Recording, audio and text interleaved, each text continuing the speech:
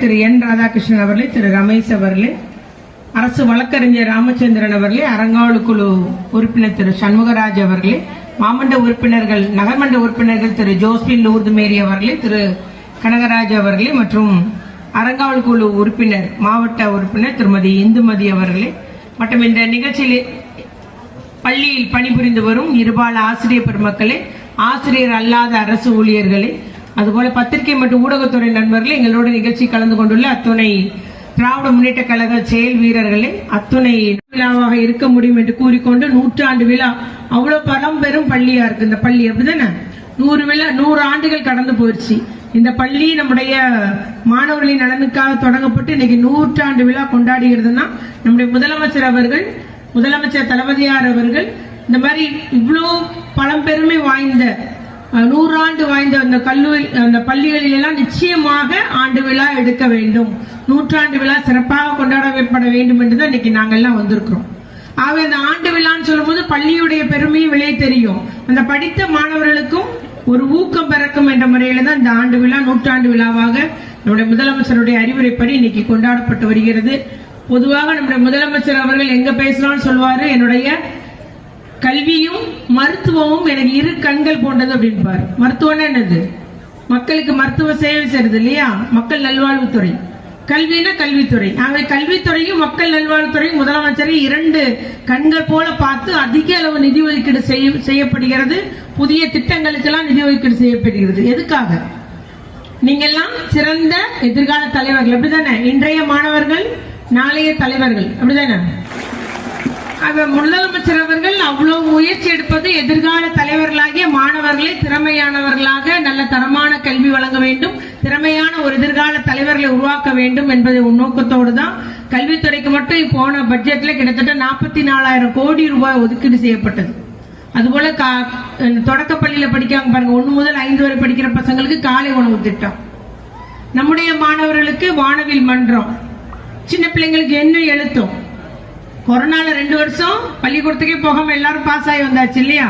அவங்க எழுத்துக்களை தெரிஞ்சுக்கணும், எண்களை தெரிஞ்சுக்கணும் என்றது அந்த எண்ண எழுத்து திட்டம். வானவில் மன்றம் என்பது சயின்ஸ் எக்ஸ்பெரிமெண்ட் எல்லாம் பிள்ளைங்க பண்ணணும், அதை பத்திய அந்த டெபினிஷன் அதெல்லாம் கத்துக்கணுன்றதுக்காக தான் வானவில் மன்றம். இப்படி ஒவ்வொரு திட்டமாக தந்து நம்மளுடைய திறமையை வளர்ப்பதற்காக முதலமைச்சர் திட்டம் தந்துள்ளார்கள். குறிப்பா அரசு பள்ளியில படிச்ச மாணவர்களுக்கு கல்லூரி படிக்கிறதுக்கு என்ன கொடுத்திருக்காரு முதலமைச்சர்? என்ன திட்டம் தந்திருக்காரு? யாருக்காவது தெரியுமா? 12வது படிக்கும் மாணவர் இருக்கிறீங்களா?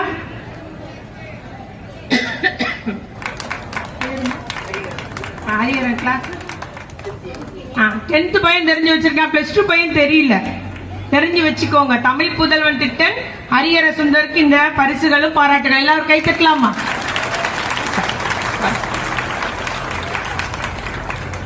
தமிழ் புதல்வன் திட்டம் நீ எந்த கல்லூரினாலும் படிக்கலாம், பாலிடெக்னிக் படிக்கலாம், ITI படிக்கலாம், அரசு கல்லூரி படிக்கலாம், பொறியாளர் படிக்கலாம், மருத்துவம் படிக்கலாம், அக்ரிகல்ச்சர் படிக்கலாம், என்னன்னாலும் படிக்கலாம். உங்களுக்கு படிப்பு செலவுக்குன்ட்டு மாசம் 1000 ரூபாய் அரசுல இருந்து உங்களுக்கு பணம் உங்களுடைய வங்கி கணக்கிலே வரவு வைக்கப்படும். அதுதான் தமிழ் புதல்வன் திட்டம். உங்களுடைய கல்வி உதவிக்கு, ஒரு டியூஷன் கிளாஸ் போறதுக்கு, ஒரு புக்கு வாங்குறதுக்கு, ஒரு பயண செலவுக்கு, உங்களுடைய வீட்டுக்கு உன்னுடைய உயர்கல்வி படிக்கும் போது உங்க குடும்பத்தாருடைய சுமை இதன் மூலம் கொஞ்சம் குறையும். மாசம் 1000 ரூபாய் வங்கி கணக்குல வரதுல உனக்கு உபயோகமா இருக்கும், அப்படிதான் +2 படிக்கிறவங்க. அதனால பிள்ளைங்களை இன்னைக்கு பள்ளிக்கல்வி வரைக்கும் படிக்க வச்சிருக்காரு. நாம் உயர்கல்வி கொண்டு போகணும். எல்லா அரசு பள்ளி மாணவர்களையும், அரசு உதவி பெறும் மாணவர்களையும் உயர்கல்வி கல்லூரி கல்வி படிக்க வைக்கணுன்றதுக்காக தான் அந்த தமிழ் புதல்வன் திட்டம். பெண்களுக்கு புதுமை பெண் திட்டம் இருக்குது, நம்ம பசங்களுக்கு என்னது தமிழ் புதல்வன் திட்டம். அதுபோல தமிழ் திறனாய்வு தேர்வு பரீட்சை எழுதி பாஸ் ஆனீங்கன்னா உங்களுக்கு படிப்பு செலவுக்கு மாசம் 1000 ரூபாய் வரும். தமிழ் முதலமைச்சர் திறனறிவு தேர்வு எழுதினாலும் 1500 ரூபாய் மாசம் கல்வி உதவித்தொகையாக வரும். ஊரக திறனாய்வு தேர்வு, NMMS இப்படியெல்லாம் பரீட்சை எழுதி பாஸ் பண்ணா உங்களுக்கு எல்லாம் உதவித்தொகை மாசம் 1000 ரூபாய் 1500 ரூபாய் வழங்கப்பட்டு வருகிறது. நிச்சயமாக அது உங்களுக்கு மட்டும் இல்ல, உங்களுடைய குடும்பத்தாருக்குமே உங்க கல்விக்கு உதவக்கூடிய ஒரு உதவியாக இருக்கும் என்பது அந்த ஒரு ஐயப்பாடும் இல்லை என்று கூறிக்கொண்டு, அதுபோல 7.5% இடஒதுக்கீடு அளித்துள்ளார் நம்முடைய முதலமைச்சர் அவர்கள். எல்லாத்துலயும் அக்ரிகல்ச்சர், இன்ஜினியரிங் என்ன கோர்ஸ் நீ படிச்சாலும் அதுல 7.5% யாருக்கு இடஒதுக்கீடு?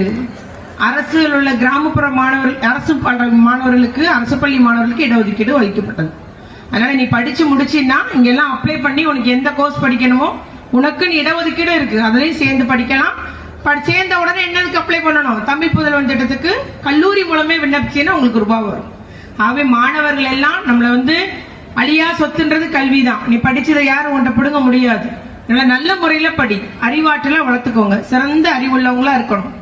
சிறந்த சான்றோனா இருக்கும்போதுதான் தாய் அதை விட மகிழ்ச்சியான நாள் இல்லை. அதனால பெற்றோர்களுக்கு நீங்கள் உதவியா இருக்கணும். பெற்றோர்களை பாதுகாப்பது உங்களுடைய கடமை, முதியோரை பாதுகாப்பது உங்களுடைய கடமை.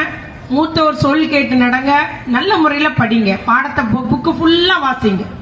இல்ல 35 மார்க் போதும் நினைக்காதீங்க தயவு செய்து, சரிங்களா? கற்க கசடரன்னு சொல்றதே நம்ம அறிவாற்றல் வளர்த்துக் கொள்றதுதான். முழு புக்கையும் படிச்சு நல்ல மதிப்பெண் முக்கியம் இல்ல, நல்ல அறிவாளியாக நீங்க வர வேண்டும். நல்ல உயர்கல்வி படிங்க, நல்ல சிறந்த ஒரு இந்திய குடிமகனாக, சிறந்த ஒரு தமிழனாக நீங்கள் அத்துணை பேர் உருவாக வேண்டும் என்று இந்த நூற்றாண்டு விழாவில் நம்முடைய மாணாக்கரை வாழ்த்த விரும்புகிறேன். ஆசிரியர்கள் நிச்சயமாக, ஆசிரியர்கள் தான் பிள்ளைங்களை என்ன பண்றாங்க, பக்குவப்படுத்துறதே அப்படிதான். ஒரு கர்ச்சீப்பு எப்படி உபயோகப்படுத்தணும் இல்லையா? 5ஆம் கிளாஸ் பிள்ளை 3ஆம் கிளாஸ் பிள்ளை எப்படி மூக்கு பிடிக்கணும்னு சொல்லி கொடுக்கறது ஆசிரியர் தான். குச்சி பிடிக்கிறதுல இருந்து தண்ணி குடி எல்லாமே ஆசிரியர் தான் சொல்லி கொடுப்பாங்க. ஆகவே நம்முடைய மாணவர்கள் இரண்டாம் தாயாக, இரண்டாம் பெற்றோராக இருக்கக்கூடியவர் தான் ஆசிரியர்கள். ஆசிரியர்களும் இந்த காலத்துக்கு ஏற்றார் போல் நம்ம என்ன படிக்கணும், நம்மள இன்னும் படிச்சு இப்ப இணைய வழி நம்ம தெரிஞ்சுக்கணும். இணைய நம்ம கைக்கணி எல்லா டீச்சர் கிட்டத்தட்ட 75,000 டீச்சருக்கு கை கணினி கொடுத்துள்ளார் முதலமைச்சர் இடைநிலை ஆசிரியர்களுக்கு. அதே போல நம்முடைய ஆசிரியர் மக்களுக்கும் நம்ம பாத்தீங்கன்னா இந்த தடவை அரசு பள்ளிகளில் கட்டிடங்கள் கட்டப்படுகிறது, எல்லா ஒரு இன்ஃப்ராஸ்ட்ரக்சர் பண்ணி கொடுக்கப்படுகிறது, இணைய வசதி செஞ்சு கொடுத்திருக்கிறாங்க. இவ்வாறு அடிப்படை வசதிகள் இன்னும் நம்ம தரமான கல்வியை ஸ்மார்ட் போர்டு கல்வி எல்லா வகுப்பிலும் வைக்கப்பட்டிருக்கு தொடக்க கல்வியில. இது மாதிரி எல்லாம் முதலமைச்சர் நடவடிக்கை எடுத்து வருகிறார்கள். நம்ம அரசு ஆசிரியரும் பெற்றோரும் இணைந்து எதிர்காலத்தில் நல்ல ஒரு குடிமகன்களை, நம்முடைய தமிழ் சமுதாய தலைவர்களை உருவாக்கும் என்று கூறிக்கொண்டு அனைவருக்கும் நூற்றாண்டு வாழ்த்துக்களை கூறி அமர்